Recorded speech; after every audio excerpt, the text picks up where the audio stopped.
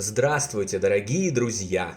Я приветствую вас на новой лекции канала «Жизнь после жизни есть, я знаю», который посвящен доказательствам жизни после смерти и устройству потустороннего мира, куда каждый из нас попадает по завершении своего земного пути, где и воссоединяется с ранее усопшими родными и любимыми и продолжает бесконечное путешествие по нашей прекрасной и удивительной Вселенной.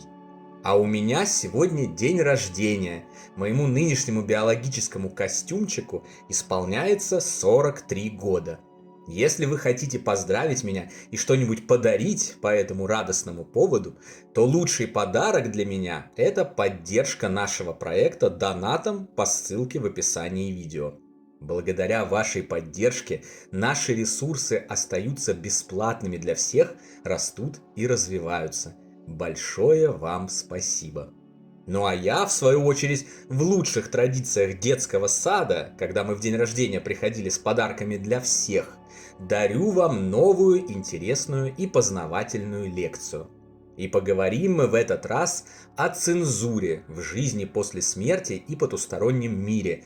Узнаем, что скрывают мертвые, почему определенные сведения умершим сообщать живым запрещено и кто стоит за такими запретами на том свете. Приступим. Множество обычных людей, испытавших посмертные коммуникации со своими близкими, сталкивались с некоторыми странностями, когда явившиеся им во сне или любым другим образом усопшие отказывались отвечать на определенные вопросы. Например, где ты сейчас, как все устроено на том свете, что там есть, из чего оно состоит, видишься ли ты с Богом и какой Он, когда ты вернешься на землю и так далее. Чаще всего в ответ на такие вопросы наступает тишина или звучат разнообразные уклончивые ответы вроде «нам про то говорить запрещено», «это нельзя рассказывать», «узнаешь, когда придет твой час» и прочие подобные. В массиве обобщенной информации, полученной в ходе научных или околонаучных исследований загробного мира и жизни после смерти, тоже регулярно встречаются сведения, что на том свете, похоже, существует определенная цензура, не позволяющая так называемым мертвым сообщать живущим ту или иную информацию. Обычно это касается сведений об устройстве конкретных областей потустороннего мира, ада или рая, связи между мирами, предсказаний будущего, помощи в выигрышах в лотерее, на ставках, прочих исключительно материальных устремлений, а также подробностей о наших задачах на Земле. Часть важной информации и довольно существенная часть как будто бы кем-то засекречена. При установлении связи между мирами усопшие зачастую действительно отвечают молчанием или отказываются говорить об этом.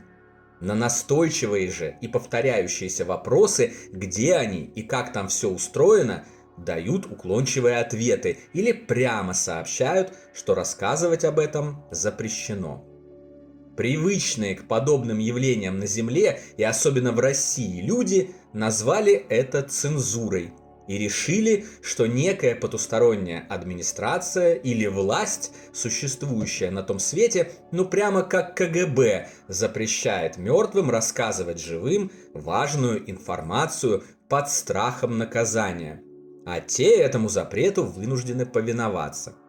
Это уже влечет за собой разнообразные домыслы, разочарования и огорчения насчет того, что значит и на том свете все ужасно, жизнь тлен и прочие наматывания обреченных соплей на кулак. Давайте, как обычно, разберемся, отделим зерна от плевел, мух от котлет и увидим за всем этим непроглядным лесом истину. Изучив обобщенный массив данных, ознакомившись с результатами исследований, протоколами связи между мирами, тысячами авторитетных источников надежных сведений о потустороннем мире, а также получив личный паранормальный опыт и информацию от моей самой родной и близкой души, уже знакомого постоянным зрителям канала Дани, перешедшего на тот свет и связавшегося со мной после этого перехода, я пришел к убежденности, что никакой цензуры в привычном нам понимании на том свете не существует. Это все глупости, домыслы, ошибочные трактования привыкших исходить из всего плохого живущих и разнообразные спекуляции на этой теме. Давайте прежде всего начнем с логики. Области того света организуются по принципу «подобное притягивается к подобному и подобным же сотворяется». А значит, в цензуре уже по определению нет никакой необходимости, так как живущие вместе духи и так без какого-либо принуждения разделяют общие ценности потусторонней сферы, в которой они проживают. Там лжец или убийца не может жить среди добропорядочных граждан не потому, что он скован законами и страхом наказания, а просто потому, что его внутренние ценности не соответствуют окружению. Поэтому лжецы и убийцы проживают в своих мирах, а добропорядочные граждане в своих. Поэтому и надобность в сводах каких-либо законов, принуждениях и наказаниях, включая информационную область, отсутствует. Проверить это предположение и убедиться в его истинности можно, обратив внимание на принципы, по которым и мы, живущие, формируем свой близкий круг. Обычно, лишь за редким случайным исключением, когда нет вынужденной необходимости взаимодействовать с неприятными или несоответствующими нашему уровню людьми, например, на работе, когда возможность выбора отсутствует, мы окружаем себя теми, кто подобен нам, теми, кто нам приятен, теми, с кем нам комфортно, теми, кто находится с нами примерно на одном уровне. Это называется компания. Компания саморегулируется. В нее приходят новые участники и выпадают старые, если перестают соответствовать общим принципам компании. Когда в компанию приходит новый участник, мы же не запугиваем его страшными наказаниями, если он не будет соблюдать привычные нам принципы. Нет, мы можем разок-другой пояснить ему эти принципы, а далее, если он с ними не согласен, он сам покидает нашу компанию, так и не сумев в ней закрепиться. Те же, кто закрепляется, успешно следуют принципам и без каких-либо принуждений. Приведу пример. Я с детства ненавижу спойлеры, применительно к области кино и литературы. Спойлер – это раскрытие сюжетной подробности, мешающее зрителю или читателю получить полноценное удовольствие от знакомства с произведением. Согласитесь, если знаешь финальный твист фильма «Шестое чувство» с Брюсом Уиллисом в главной роли, смотреть его уже совершенно не так интересно и приятно, как будучи в неведении. Зачем же портить людям удовольствие и раскрывать его? Нет, конечно же, лучше держать это в тайне, чтобы все могли насладиться этим замечательным фильмом в полной мере. Меня никто к этому не принуждает. Я не распространяю спойлеры и не порчу людям удовольствие, потому что это мое внутреннее убеждение. Почти все мои друзья разделяют этот принцип. Поэтому, когда в нашей компании кто-то хочет рассказать всем, что убийца Дворецкий, мы вежливо останавливаем его и сообщаем, что это не очень хорошо и не очень правильно. И он совершенно спокойно принимает это, в дальнейшем следуя этому принципу без напоминаний и указаний. Просто потому, что разделяет его и сам соответствует существующим в нашем небольшом мирке принципам. Экстраполировав эти соображения в широком масштабе на потусторонний мир, мы убеждаемся, что никакой цензуры, никаких принуждений под страхом наказаний или изгнания из рая, разумеется, не существует. Во-вторых, давайте будем откровенны. Информации о жизни после смерти и устройстве потустороннего мира настолько огромное количество, и до того она совпадает между собой, подсвечивая истину, что едва ли какая-то цензура может существовать.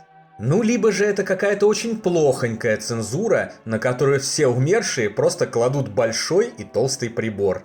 и все равно передают живым все секреты. Но это суть то же самое, что ее нет.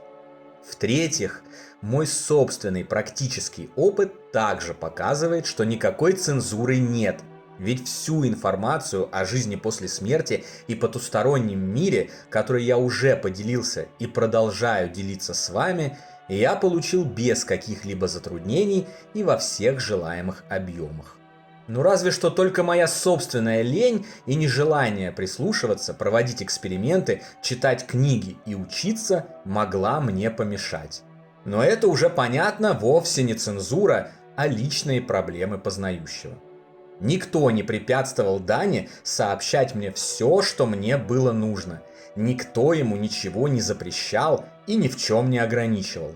Все, что нужно было сказать и показать на текущем отрезке моей жизни, было сказано и показано, и успешно привело меня к стройному пониманию устройства жизни после смерти и загробного мира, в котором мы все встретимся, когда придет время. Так почему все же тогда умершие чего-то не рассказывают или отказываются об этом говорить? Здесь все очень просто. Фильтрация сведений объясняется самоцензурой. Умершие просто не хотят раскрывать сюжетные подробности и спойлеры живым раньше времени. А чтобы не заниматься пространными и сложными объяснениями, которые тратят огромное количество времени и энергии, а они при связи между мирами невероятно ценны, порой проще сказать «говорить об этом запрещено» и все. И не обижайтесь на мертвых, ведь это не ложь. В сущности, это правда. Действительно запрещено, но не каким-то страшным надзором, а собственными внутренними убеждениями. Усопшие поступают так вовсе не со зла, а исключительно в благих целях по отношению к нам. Они поступают так, чтобы живущие прожили свою жизнь сами построили свое будущее и получили необходимый опыт, ради которого и пришли в физическое воплощение на Земле. А затем открыли следующий мир, который ждет нас всех, не испортив себе полноценное удовольствие спойлерами. Мы уже говорили вам о святости нашей базовой и фундаментальной ценности – свободы воли, дарованной нам Творцом от самого момента нашего рождения. Поскольку эта ценность безмерно уважается на том свете, вот мертвые и не хотят нарушать ее и как-либо влиять на вашу жизнь, ваше будущее, ваши решения и ваши результаты. Здесь все очень логично и опять же стройно и закономерно ложится в общую картину. Помимо этого, как уже было сказано, любой контакт между мирами требует огромного количества энергии, как умершего, так и живущего. Чаще всего проходит с большим количеством осложнений и помех, покуда почти все живущие страшно горюют, скорбят и создают тем самым почти непроницаемую для сигналов с того света стену. Нет смысла тратить время и силы на не особо важную информацию. Можно не успеть сообщить главное. Ведь есть информация гораздо более важная – донести до оставшихся жить, что никто не умер, что все в порядке и новая встреча любимых и любящих впереди. Ведь именно это утешит, приведет оставшегося жить к спокойствию и возможности продолжить нормальную деятельную жизнь на Земле, а вовсе не сведения о том, из каких материалов строятся дома и дороги в потустороннем мире и воплощаются ли духи на других планетах. Бывает и так, что мертвые просто не знают того, о чем их спрашивают живые. Ведь после смерти они не становятся какими-то всезнающими. Смерть, как уже неоднократно говорилось, по сути ничего не меняет в личности умирающего. Какими умершие были при жизни на Земле, такими и уходят на тот свет. Они просто не знают ответа, который ждут от них живущие. Но вот откуда среднестатистический умерший может знать и понимать, из каких материалов строится дом на том свете? Живые-то далеко не все знают, из чего построены их дома здесь.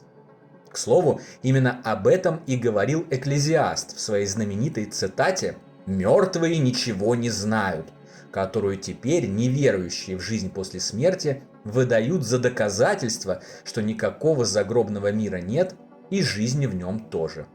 Но это уже трудности перевода и очередные ошибочные трактования. Слова Экклезиаста следует понимать ровно так, как он их сказал. Многие мертвые действительно ничего не знают. Но не потому, что они мертвые или их не существует, а потому что они такие же, как и живые, которые, как известно, в массе своей тоже ничего не знают за пределами своего фокуса внимания. Ну вот вы знаете, как работает Большой адронный коллайдер, как устроена гравитация, за счет чего дует ветер, из чего состоит бозон Хиггса. И 99,9% живущих не знают. Точно так же и почти все умершие многого не знают о потустороннем для нас мире, в котором они живут. И это абсолютно нормально. Мы всегда остаемся обычными людьми со своим уровнем развития, опыта и знаний в любых мирах и измерениях, в жизни до смерти, в жизни после смерти, в жизни между жизнями, во сне и наяву. Кстати, в лотерею действительно почти невозможно выиграть. Только цензура тут ни при чем. Будь ты живущим, умершим, святым или даже ангелом, ты не можешь достоверно предсказать будущее. Потому что будущее само по себе невероятно многовариативно и зависит от миллиардов факторов. Просчитать его практически невозможно, даже обладая огромными вычислительными мощностями. К слову, крохотные вероятности выигрыша любой лотереи учитывают способности разнообразных экстрасенсов, предсказателей и в том числе развоплощенных духов. Никогда не задумывались, зачем они настолько крохотные? 1 к миллионам и даже к миллиардам. Именно поэтому, чтобы не смог никто. Вот и умершие не могут, и потому даже не пытаются и не сообщают выигрышные комбинации, отвечая на просьбу об этом молчанием. А люди думают, что это какая-то там страшная потусторонняя цензура. А вот вы спросите умершего, любит ли он вас, и ответ всегда последует. Спросите, как ему там, на новом месте, и ответ всегда последует.